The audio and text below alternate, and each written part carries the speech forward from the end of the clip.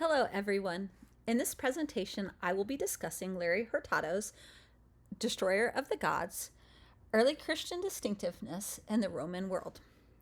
Rather than simply summarizing, I want to focus on Hurtado's main argument, the strength of his approach, and a few questions his analysis raises for our understanding of early Christianity. In Chapter 3, Hurtado explores how early Christians developed a new kind of communal identity that distinguished them from other religious groups in the Roman world.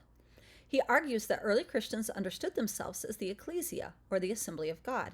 This term was significant because it echoed language from the Greek Old Testament used to describe the gathered people of God.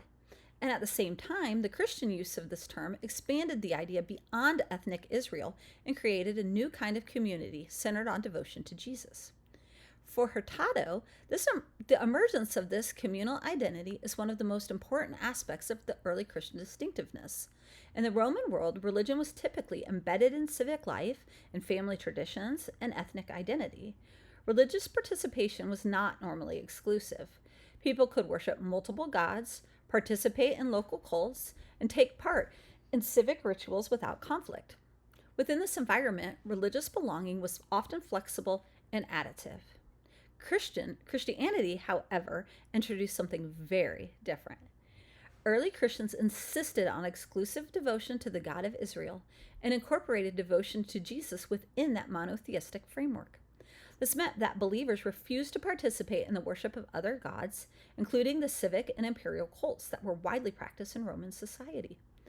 This refusal created an unusual tension. Christians frequently emphasized that they were loyal members of society. They prayed for rulers, they affirmed moral conduct, and they did not seek political rebellion. But at the same time, they rejected participation in the religious practices that were normally understood as expressions of civic loyalty. So, because religion and politics were deeply intertwined in the Roman world, this refusal made Christians appear socially disruptive and even dangerous. Hurtado argues that this tension helps explain why the early Christians were often viewed with suspicion by Roman authorities and critics. Their behavior did not fit the normal categories of Roman religion. They were not simply introducing another deity into the existing religious system. Instead, they were claiming that devotion to one God required the rejection of all other forms of worship. This exclusivist posture set them apart from both pagan religion practices and the other philosophical traditions of the time. Another implication of Hurtado's argument concerns the missionary expansion of Christianity across the Roman world.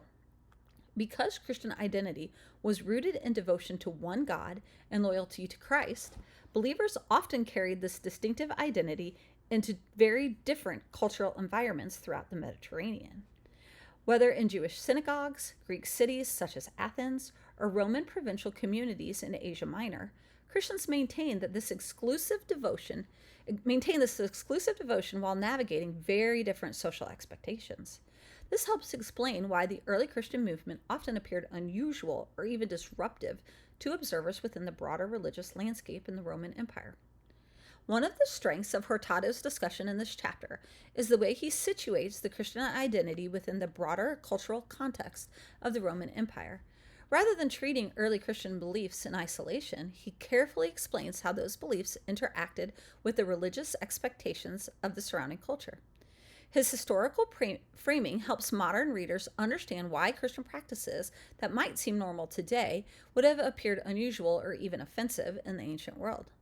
This emphasis also connects closely with the broader geographical context of the New Testament, since Christian communities were emerging in cities shaped by Roman civic religion, the local cult, and these diverse philosophical traditions.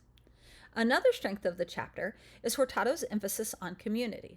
He shows that early Christianity was not simply a set of theological ideas, but it was a lived communal identity.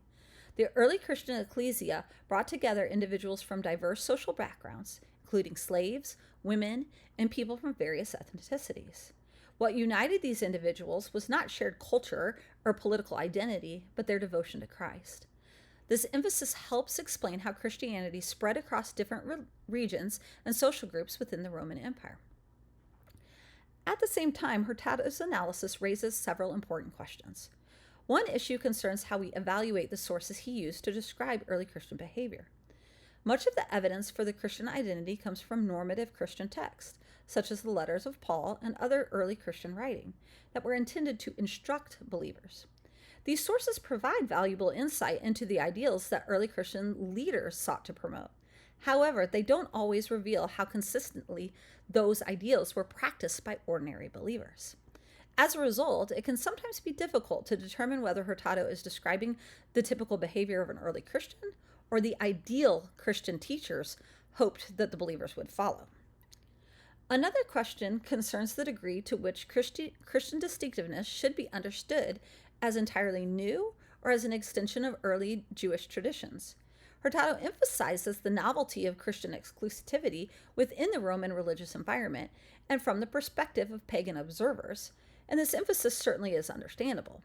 However, many of the practices he describes, such as devotion to one God, communal assembly, scriptural reading, those were already present within Jewish religious life.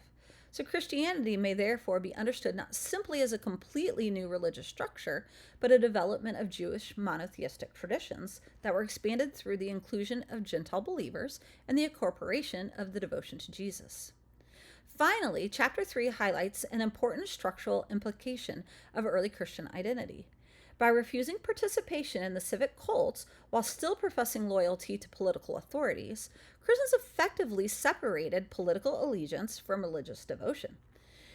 And in the Roman world, where civic unity was often reinforced through shared religious practices, the distinction had a few clear precedents. While Christians did not advocate for political rebellion, their refusal to participate in traditional religious rituals challenged the assumption that loyalty to the state required participation in worship. And for this reason, Hurtado's discussion in the chapter helps illuminate why early Christianity could have been perceived as both morally serious and socially disruptive. Christians were not rejecting society itself, but they were redefining the boundaries of religious participation in ways that unsettled the expectations of the Roman world. In conclusion, Chapter 3 of Destroyer of the Gods provides an important contribution to our understanding of the early Christian identity. Hurtado demonstrates that early Christianity was not simply another religious movement within the Roman religious marketplace. Instead, it introduced a distinctive communal identity that centered on the exclusive devotion to God and loyalty to Christ. And by situating this identity within the social and religious context of the Roman Empire, Hurtado helps explain why Christians were often viewed as unusual and sometimes threatening by their contemporaries.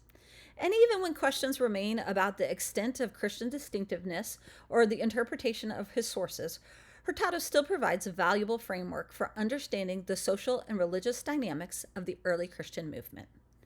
Thank you.